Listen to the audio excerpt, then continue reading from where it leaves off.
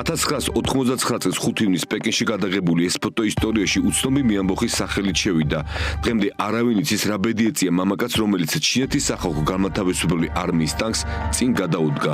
სტუდენტების და არა მხოლოდ ორთვიანი მასობრივი პროტესტი დიქტატურამ სისხლში ჩაახშო. 64 ივნის დაღუპულთა ზუსტი რიცხვი ამ დრომდე უცნობია. კომუნისტური ჩინეთის 35 წლის წინანდელი ისტორია დღემდე ტაბუირებული. ამბების შემდეგ ტიანმენი მხოლოდ ღვთისან მოედნის სახელწოდება აღარ არის. ის სისასტიკის მშვიდობიანი მომიტინგეების დახორტის ერთ-ერთი სიმბოლოა სამყაროს ცივილიზებულ ნაწილში.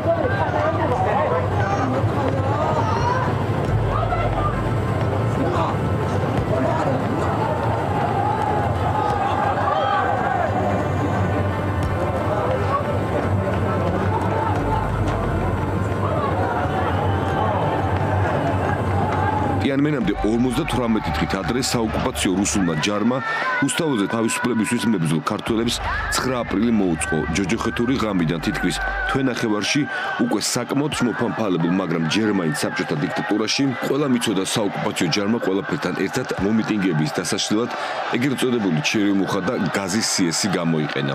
9 აპრილიდან 35 წლის შემდეგ ახლა უკვე ფურცონზე დამოუკიდებელ საქართველოში, რომლის სახელმწიფოებრივად ივანიშვილმა მიიტანა და აუქმებს 9 აპრილის შემდეგ დამოუკიდებელ საქართველოში ახალ საუკუნეში დაბადებული თაობა საპროტესტო აქციაზეა მოთხოვნით გითხარით რითი მოგწამლეთ ჩატარდეს საერთაშორისო დამოუკიდებელი გამოძიება.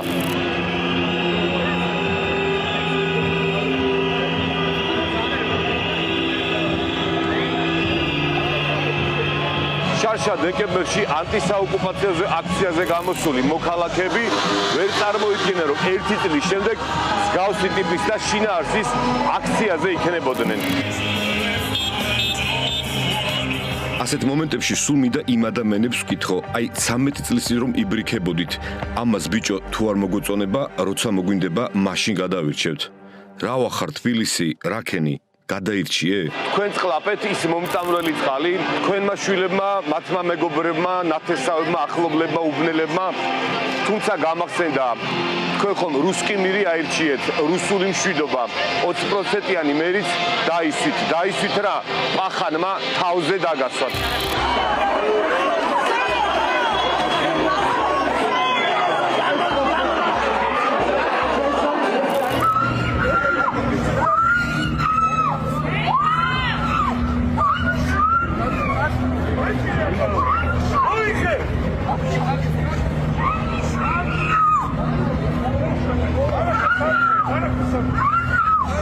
დედის შემზარავი ხმა ამ ადგილას ზუსტად 1 წლის წინ გაისმა ხარებას ანუ გომელაურის ანუ კობახიძის ანუ ივანიშვილის მარიბელმა რაზმებმა დედაშვილი ამ ადგილას გასტაცეს.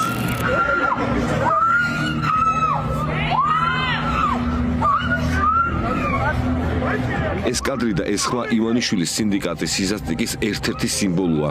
მაშინ არავინ იცოდა რა იყო თვალების, სახის, კანის, სასუნთქი გზების, წვის, თაბრუსხვევის, ღებინების მიზეზი.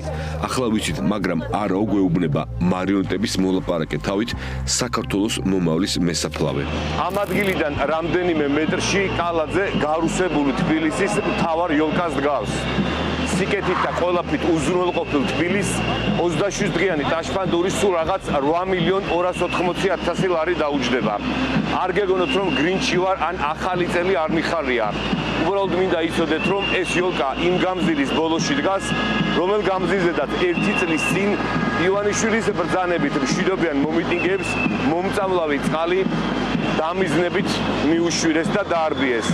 უბრალოდ იცოდეთ, როდესაც აქ მოხვალთ, შესაძლოა პოლიციის კორდონიც კი დაგხვდეთ.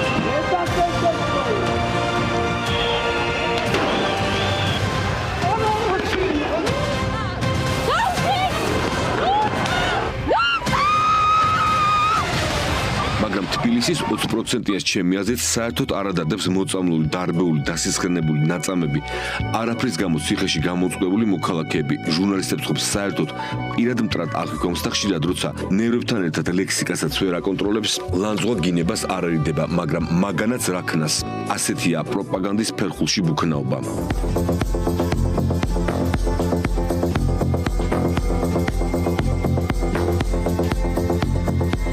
გამოძიება დაწყებულია. ერთი რამ შეიძლება ითქვას, რომ არანაირი ნივთიერება არ ყოფილა გამოყენებული, რომელიც აკრძალულია ამას სრული პასუხისმგებლობით ამბობს. იცის message box არ გასცდა. მე რა რომ შარშანდელი იოლკის ანთების მუქარანარავი განცხადება აღარ ახსოვს.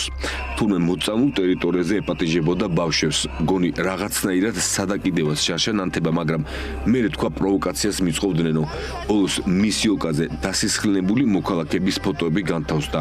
ჩამოხსნა, მაგრამ ხალხმა ნამდვილი სახალხო ზეიმი მოაწყო.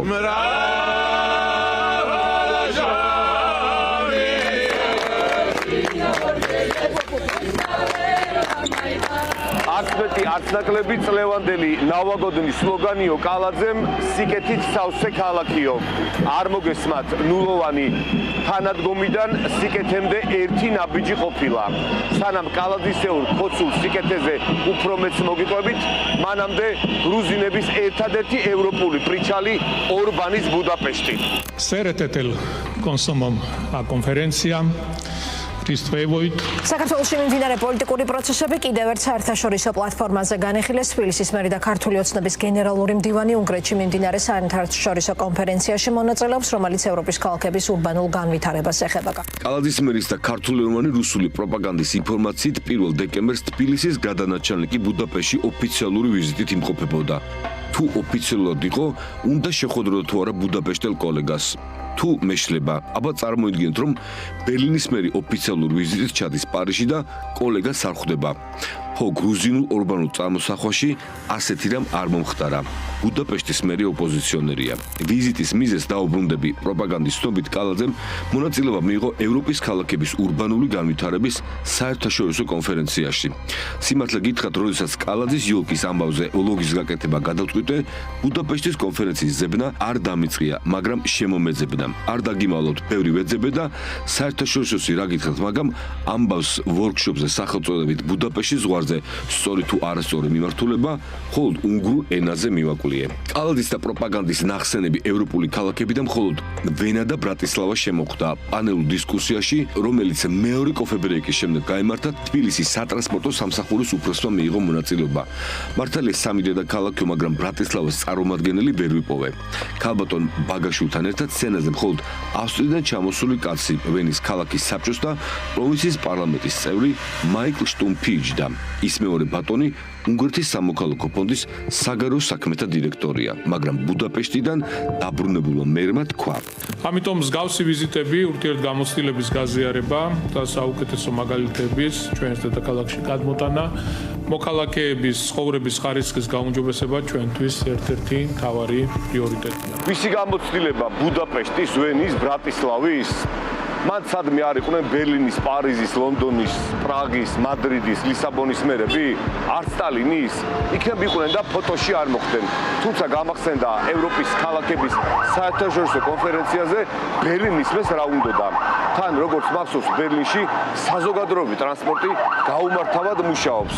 შენ მერე ნახე ტრამვაის რო გამართავ, როგორ აჯობებს ბერლინის ტრამვაის ხაზს. როგორც გითხარით, ამ უდიდეს საერთაშორისო კონფერენციაზე მედია გაშუქება ბევრი ვეძებე. პირველად ChatGPT-ს გამოვიყენე, რომელმაც მითხრა მაგ ამბავზე ვიდეო მასალა მხოლოდ ქართულ მედიაში არისო. აღარ დაუკონკრეტებია პროპაგანდაშიო. ხოდა აღმოჩნდა, რომ ამ უდიდეს კონფერენციას ბუდაპეშტის მერი გერგეი კარაჩონი არ ესწრებოდა. არც მიიწვიეს ალბათ.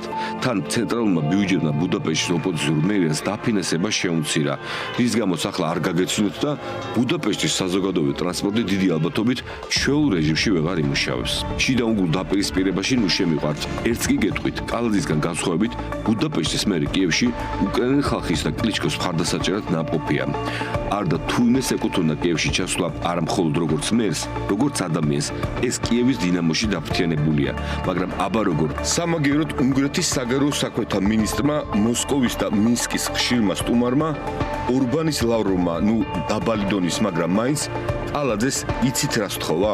მე პირადად ვთხოვე კალაძეს თუ მას აქვს დრო, რომ ლექციები წაუგითხოს ბუდაპეშტის მერს. ვფიქრობ, ის ძალიან კარგ რჩევებს მისცემდა მას, თუ როგორ უნდა მართო დედაქალაქი. რამ გამახსენა კალაძის ლექციაზე ღარიბაშვილს ხარვარდში ქართოლოგიის ლექცია რომ უნდა წაიკითხა? გაიხსნება პირველი ლექციით, რომელსაც წაიკითხავს საქართველოს პრემიერ-მინისტრი ბატონი ირაკლი ღარიბაშვილი. ნეტა თუ წაიკითხა, ახლა მაინც წაიკითხოს, კაცი უმუშევარია. ეს გირაუც კიცეზე აწევს. ისე ეგ რომ კინაღამ დაეჭირა ახლა მოქმედი ირაკლი რომ ქვია, ეგ სამუშიას ბუსში კიდე კითხულობს თუ სტუდენტების ეშინია. რადგან განათლებას შევეხე გრუზინო, სიკეთის ქალაქის და აყვავებული საქართველოს მკვიდრნო, გაიხარეთ, უსწავლელობა უფასო იქნება. ქარდები ხომ შეგხვდათ ბიზნეს ფოტოთი, თურმე შეეშალათ ეგ კაცი პოლიტიკიდან წასულია. მართლა გავლენა კი არ აქვს ვინმეზე, მართლა არაფერში არ ერევა, ყველაფერს მოქმედი ირაკლი წყვეტს. ევროპული ქალაქების კონფერენციას დაუბრუნეთ. რა თქმა უნდა, ჩემი აზრით ესპაესტკა პროპაგანდის მიკროფონების ბუდაპეშტში გასეირნება, ხოლო იმის დემონსტრირების მცდელობა იყო, რომ იზოლაციაში აქ არავინ არ არის, რომ საერთაშორისო კონფერენციაზე დადის პარტიის გენერალური მდივანი, თან უნგრეთის ხომ სიმართლისთვის სიბრძვის.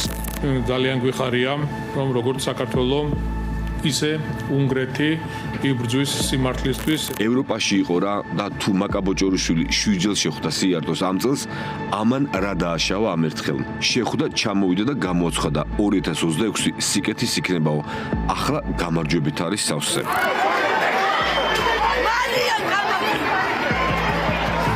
სანამ დაბრიაკობაზე კალაძის მონოლოგს შემოგთავაზებთ, გამარჯვებაზე გამახსენდა. იმ სპორტსმენების დამსახურებაა, როგორც კალაძემ თქვა, მთელ ევროპას რომ უთხარით ჩვენ ვართ საქართველო. გვარებს აღარ ჩამოვთ ბიჭებო, არც სახეობებს, ვინმეს წარმატება არ მინდა გამორჩევს.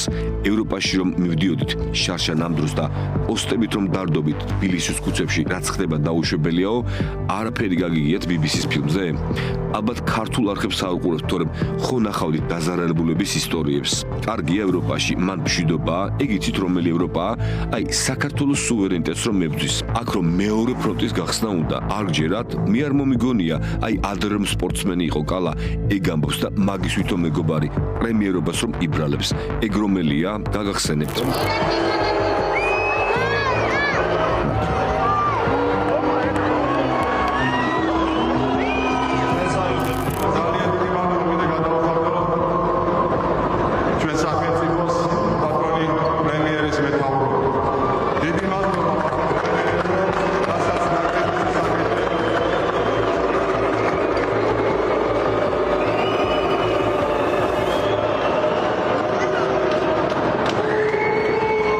გახსენდათ, არქიში ფულის დაბანდებას მიაწექით, მომგებიანია, თან რა იცით ამ ინვესტიციით სამომავლოდ მერი კალაძეს როგორ მიემებით პოლიტიკურად. ისე თუ ბექაურის შეგშურდათ, თქვენც გადაიღეთ ხარებასთან ფოტო, თხოვეთ კალას გაგიხოდავთ და თუ გინდათ ბექაურს აჯობოთ, გეკას თხოვეთ და იმ მაშინასთან ჩამოდეკით, ჭავს რომ ასხამს. ჭავლი რომელია, გამახსენდა, თქვენ ხომ BBC-ს ფილმი არ გაქვთ ნანახი, პროპაგანდაში მაგას არ ყვებიან და სპორტი პოლიტიკისგან გავმიჯნოთ რა. ახალ სიკეთეზე მერი კალაძის დაპირებული მონოლოგი. სოფლიოში და ჩვენს ქვეყანაში მიმდინარე პროცესების გათვალისწინებით ვფიქრობ ყველაზე მეტად, რაც გაგვაძლიერებს, რაც მთავარი ამოძრავებელი ძალა და მოტივატორია ყველა კარგი საქმის კეთების დროს, ეს არის, რა თქმა უნდა, სიკეთე. ვფიქრობ, უფრო მეტი სიკეთე გვმართებს ერთმანეთის, ჩვენი ქალაქის, გაჭირვებაში მყოფი ადამიანების, განსხვავებული პოლიტიკური აზრის მქონე მოქალაქეების მიმართ, უნდა შევძლოთ და კეთილის რახვებით, არა შურით, არა რაღაც ბოღმით, შევძლოთ ჩვენი ქალაქის, ქვეყნის მომავლის შენებამ.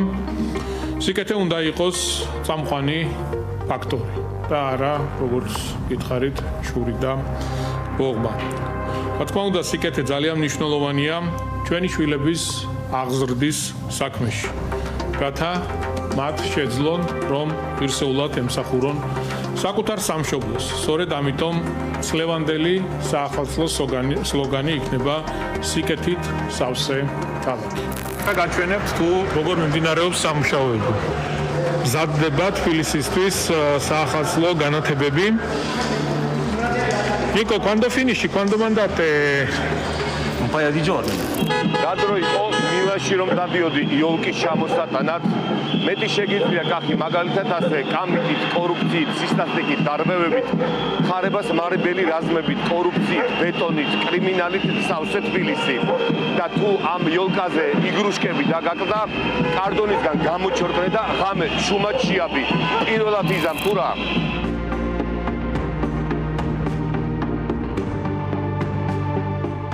დასაწყისში წიანმენი ტყუილად არ მიხსენებია. უკვე სათვალავი ამერია, მე რამდენად ვამბო, მაგრამ სანამ საშუალებაა ვიტყვი, არც ვინმე ვაშინებ და არც მუსლით მეზღაპრე ვარ. როდესაც ვამბობ უარეს იზამს, სწორედაც რომ წიანმეს გულისხმობ. გრუზია ხომ ჩინეთის სტრატეგიული პარტნიორია და როგორც მოქმედი ირაკლი ამბობს, კიტაი სოფლიოში ერთადერთი ზესახელმწიფოა, სადაც შვიდობიანი პოლიტიკაა. და ბოლოს ტრადიციულად ან ჩვენ ან ის, თუ ის მაშინ რკინის ფარდა და რუსეთის უკანალი. არ იქნება ივანიშვილი, იქნება საქართველო. დარჩება ივანიშვილი, არ იქნება საქართველო.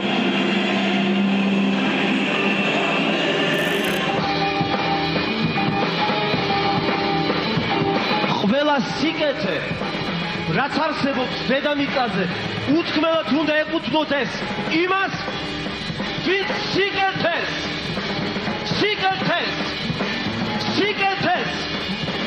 თესავს ბერტოლტ ბრეხტ.